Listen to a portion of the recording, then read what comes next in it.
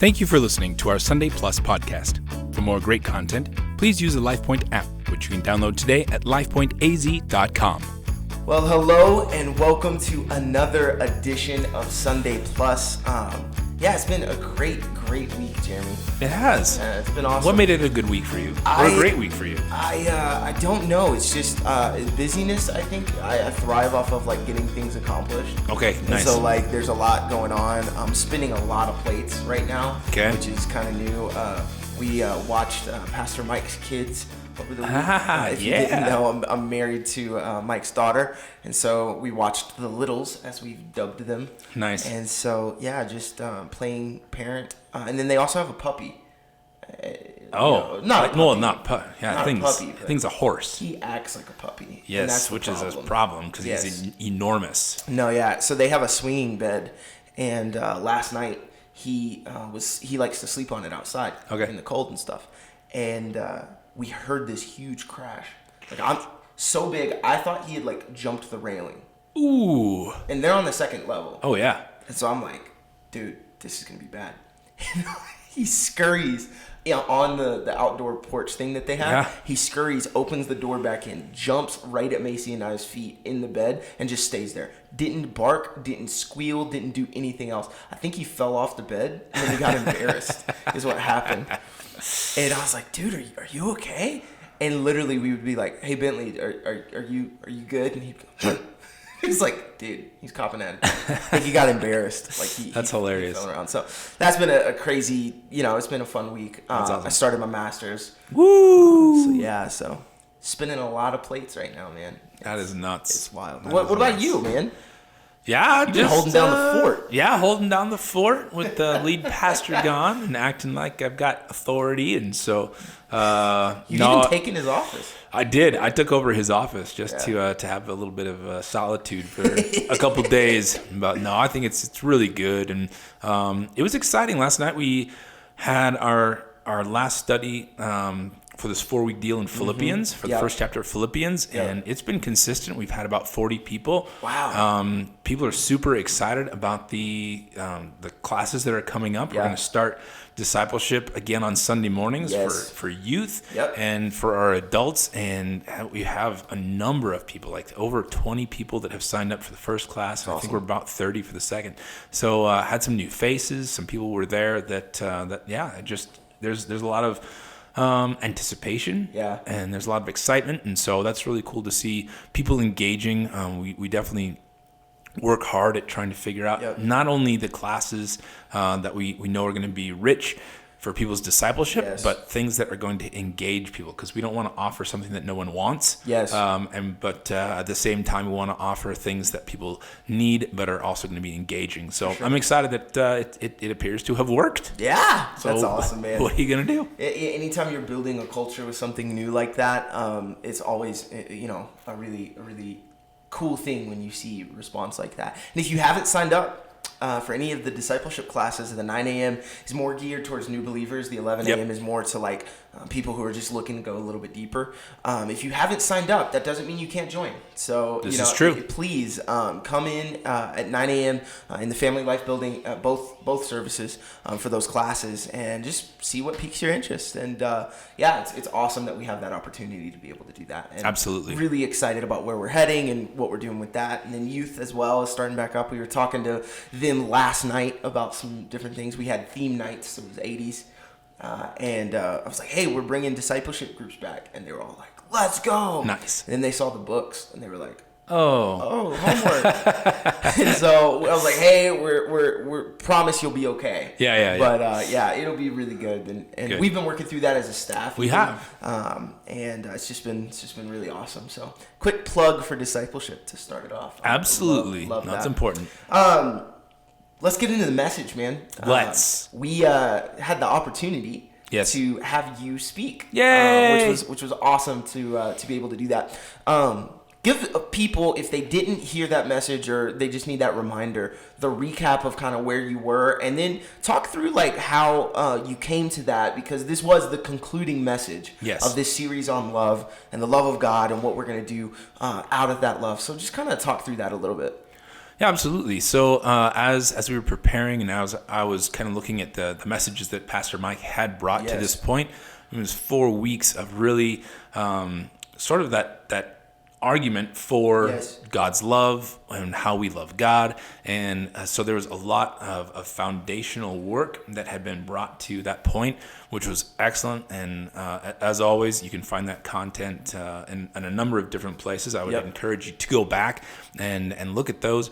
And so one of the things that I wanted to do to conclude that was to provide some action points, something that people could take away, good starting points, nothing too crazy or hard or like, okay, go win the world. It's all on you now. But to give people some really practical things that they could walk out just this week. And so that was kind of where I started. And then we had talked about in one of our graphics for this series had the shadow of the cross. And so I really wanted to bring about a little bit more of that understanding of just how much was given for us in that thing of Jesus' death on the cross. So it was really cool too that in this last week I've had a chance to sit down with someone who's really wrestling with being in a church right now that doesn't really preach Christ. And so being able to really look at this and say, hey, look,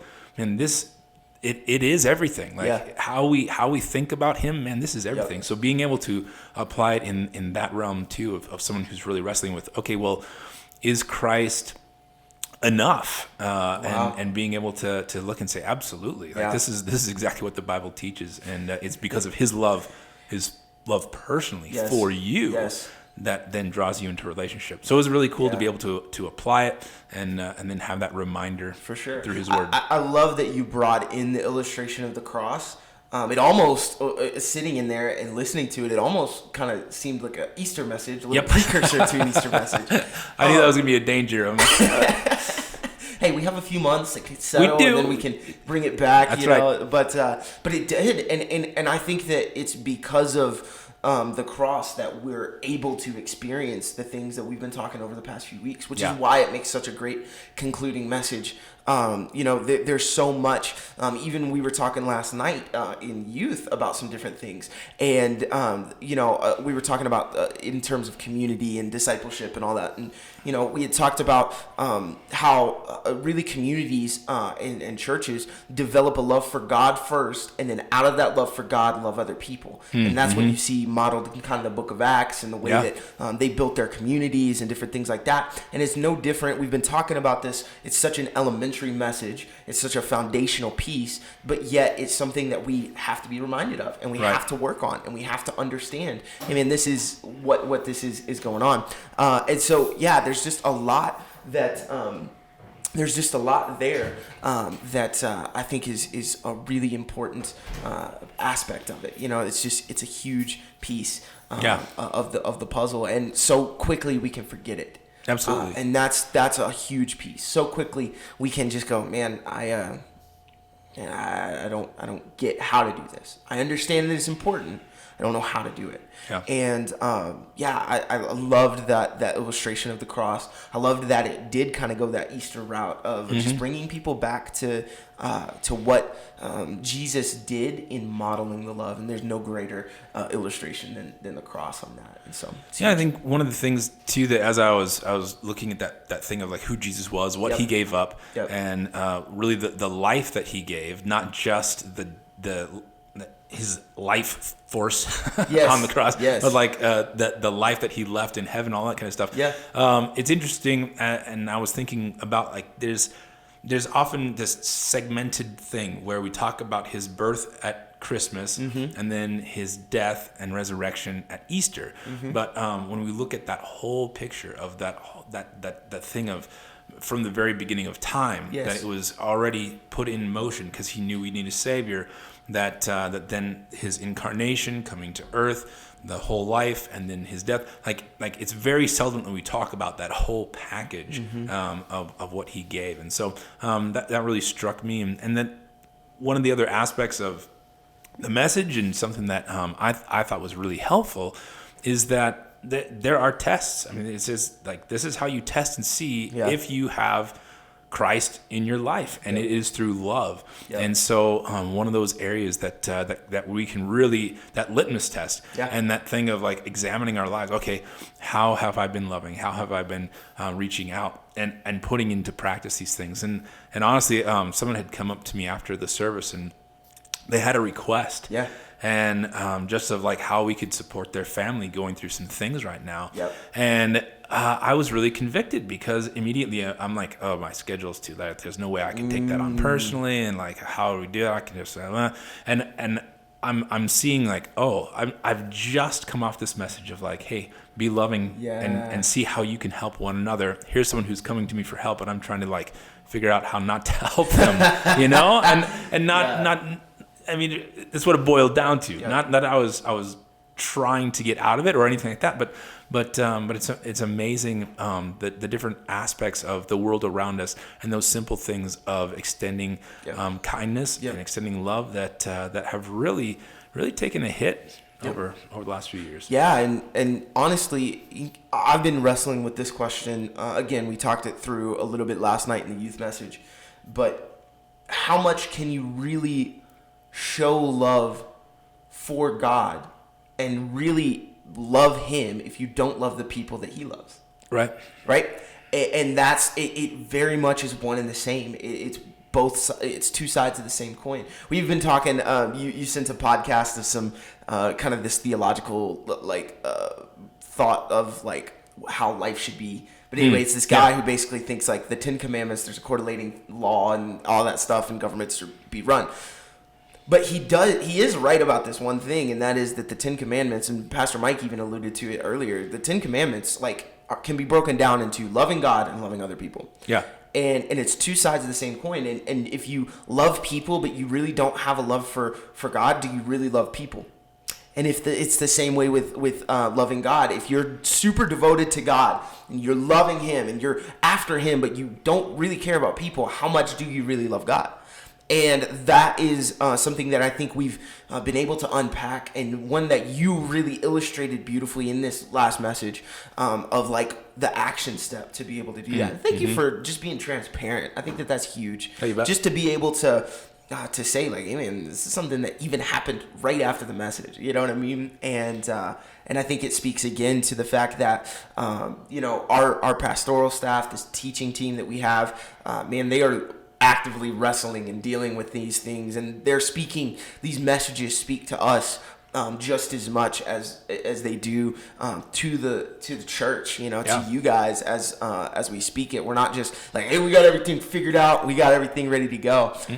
But yeah, it's something that I've really been wrestling with in this time, and I said it in a previous podcast, but like, man, this is so crucial. And it's such a great starting point to kick off the year, to be able to unpack it and to be able to go into it. And so I think that's awesome. Because you did speak, we've kind of changed the format. We don't have the previous speaker of those messages. We kind of used to rotate the team around. So we don't get to ask this question a lot, but you did speak on Sunday. I did. So was there anything in that message that you didn't kind of get into that you wish you could have gone into further because of the time? It was a generation service, so there was only an hour. We tried to tailor those to about an hour because of the kiddos. And so was there anything that maybe you would have liked to unpack a little bit more? And if you could, just unpack it now. I think it's one of those areas too that as you dive into a subject, especially something as important as God's love, there are passages upon passages upon passages. And the more I looked at, and that was, I think, probably the most difficult part, was like, okay, so what aspect of God's love am I going to speak on? And so really, even in this study that we've been doing on Wednesday nights in Philippians, joy that comes from love, and this thing, like there are so many places in His Word that express His love. One specifically that I didn't get a chance to really talk about was from Isaiah. And it's incredible. I mean, there's such a misunderstanding about the Old Testament and the Old Testament God. But then realizing that, I mean, when the Bible says that he's the same yesterday, today, and forever, that like he was, it's not inconsistent. He's not a different God of the Old Testament than he is of the New. And seeing like his extension of love toward even the enemies of Israel, giving them a chance to turn away from their sin, and the amount of time that those things were given, I would have spent a little time on that. And so I didn't have the chance to really look at that, explore that more, and even provide context for like how bad these people how bad these people were, you know. But to give that historical thing of God still extending His grace, using these other people groups as a way to draw Israel back in, but not just as a tool.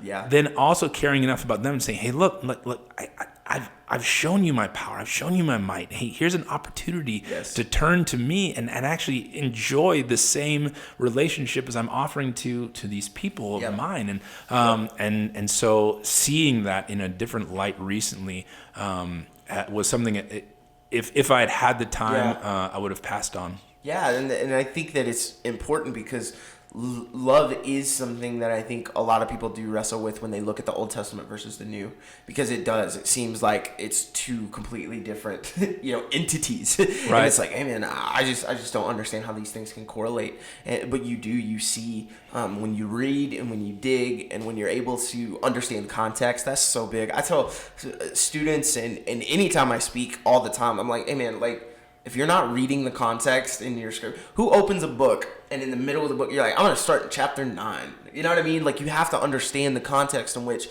these books of the Bible are written in order to be able to see these things. Otherwise, you are going to walk away going, hey, man, this is like wackadoo, screwed, and like, I just don't even know, you know? And it's so important. And so it's always good to be able to connect those dots between the Old Testament and the New Testament, especially for people who might be struggling with those things of like, man, I just don't see where that can come.